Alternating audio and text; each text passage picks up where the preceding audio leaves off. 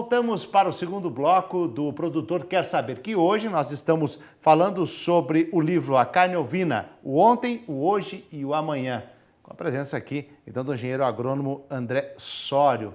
André, no primeiro bloco a gente deu uma geral aí, né? Agora, em relação aos outros países, como é que está o Brasil em relação à produção? O maior produtor de ovinos do mundo é a China.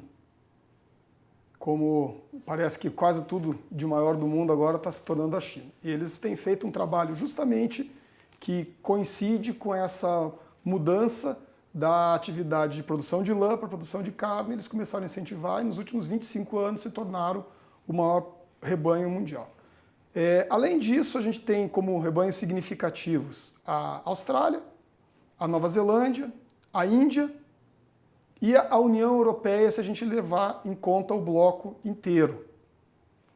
Então, na verdade, a gente tem 5 grandes rebanhos mundiais e os outros rebanhos são rebanhos menores.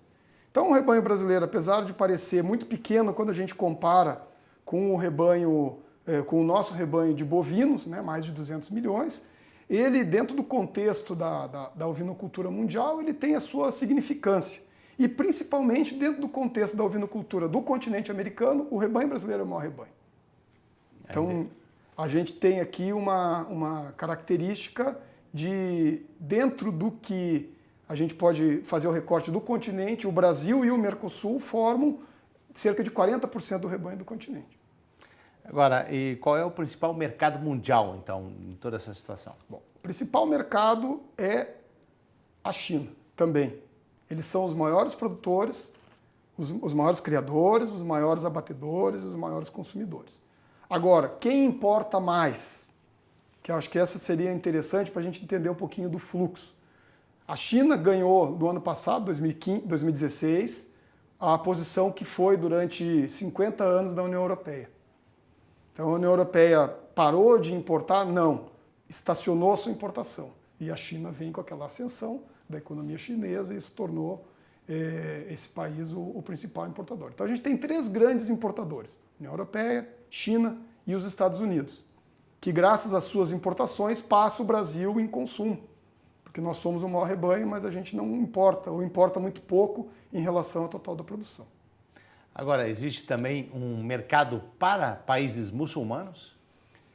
Os países muçulmanos são um caso à parte dentro da ovinocultura. Eles são grandes consumidores. Se a gente olhar a Península Arábica, que são vários países, e considerar em conjunto, eles importam quase tanto quanto os Estados Unidos. Mas como são diversos países, bastante pulverizados, isso, se a gente não tiver esse cuidado, ele some na estatística. E eles têm uma característica muito interessante, por isso que eles são um caso à parte, que grande parte dos animais que são consumidos lá, eles têm que ser abatidos lá.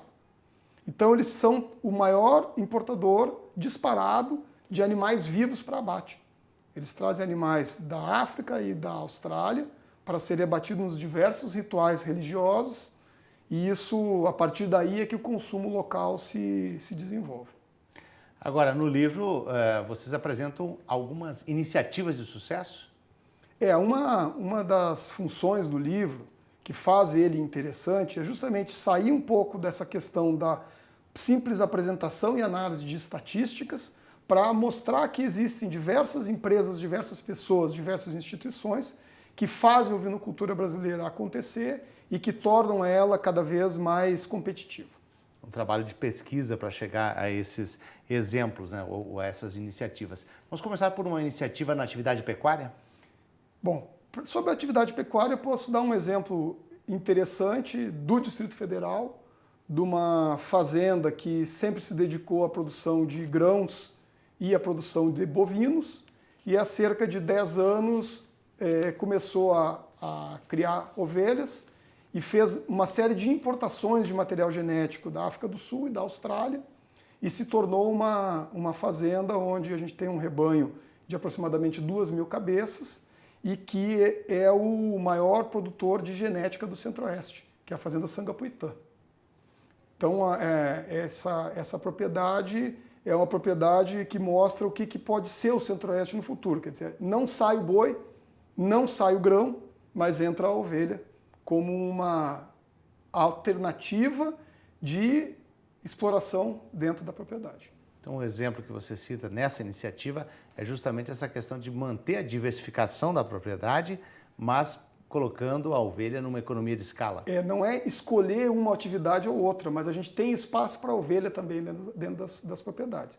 E essa propriedade se deu tão bem com a ovinocultura que acabou montando uma escola onde também fornece, proporciona cursos de criação de ovinos dentro da fazenda.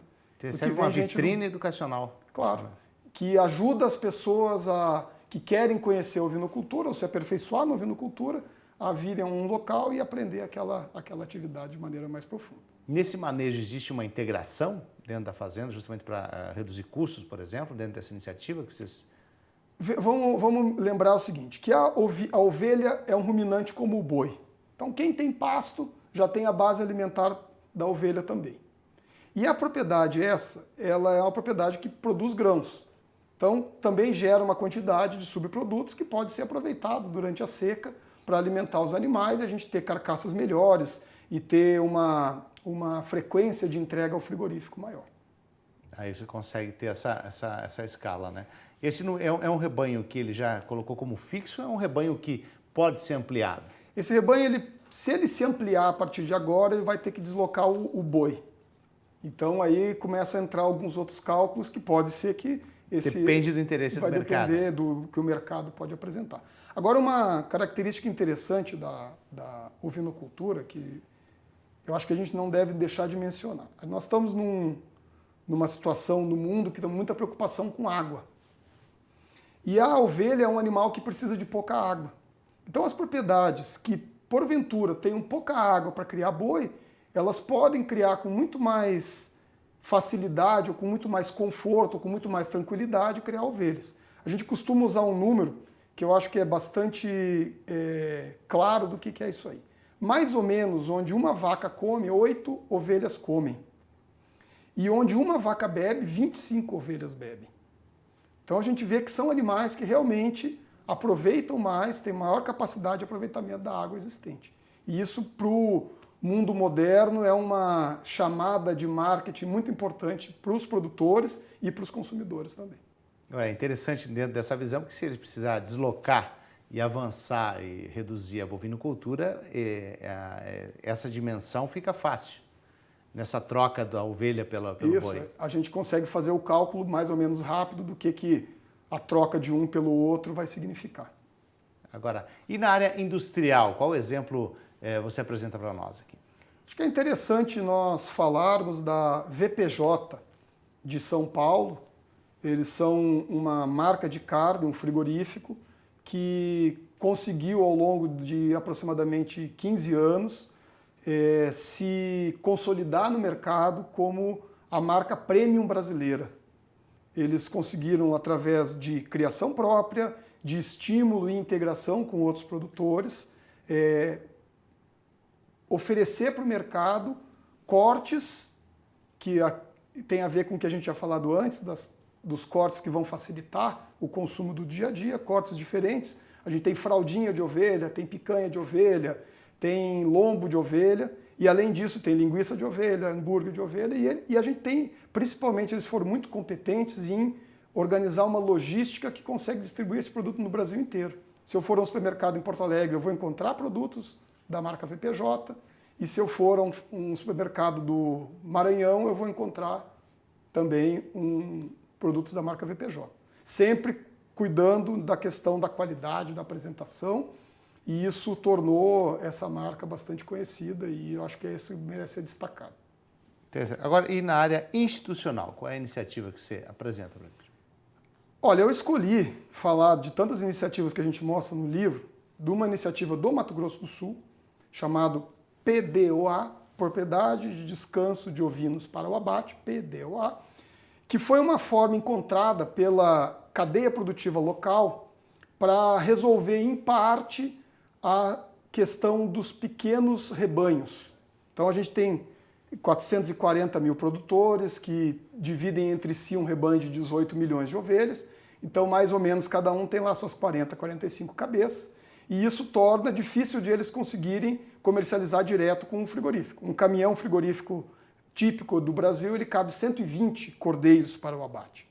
Então, um produtor que tem 50 animais, dificilmente ele terá essa quantidade de cordeiros, dificilmente não, ele não terá essa quantidade de cordeiros para entregar para o frigorífico. Então, o que é PDOA?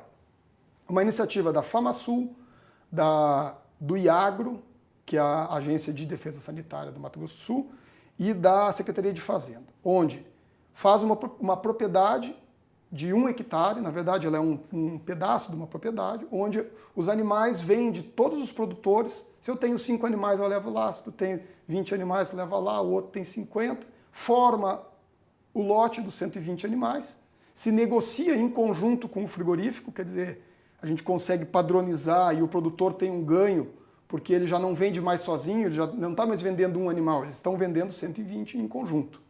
E o frigorífico vem no dia marcado, leva os animais e vai fazer o abate fiscalizado e colocar isso aí no mercado formal. A Secretaria da Fazenda conseguiu, junto com a Defesa Sanitária, fazerem com que os proprietários pudessem emitir uma GTA desde um cordeiro. Então, cada um emite a sua GTA independente, o Estado tem o controle do rebanho, o controle da movimentação desses animais, e o frigorífico paga diretamente para cada um também. Isso é uma iniciativa que já está funcionando há 4, 5 anos, e é muito interessante, ela trouxe uma nova dinâmica para a cadeia produtiva do Mato Grosso do Sul. Agora, qual é o papel, então, da CNA nesse processo? A CNA tem, dentro da sua estrutura, tem a Comissão Nacional de Ovinos e Caprinos, que justamente se eu fosse destacar dos diversos papéis do que a comissão tem conseguido realizar, eu vou destacar provocar discussões e agregar a cadeia, demandar as pessoas, demandar as empresas, demandar os produtores, para que a gente consiga se reunir, discutir e chegar em soluções. E essa comissão ela tem tido uma ação muito importante em diversas conquistas que a cadeia produtiva da ovinocultura tem conseguido. Tá certo, eu agradeço então a participação do engenheiro agrônomo André Sory. Parabéns pelo livro, tenha um bom dia. Eu agradeço a oportunidade, bom dia também.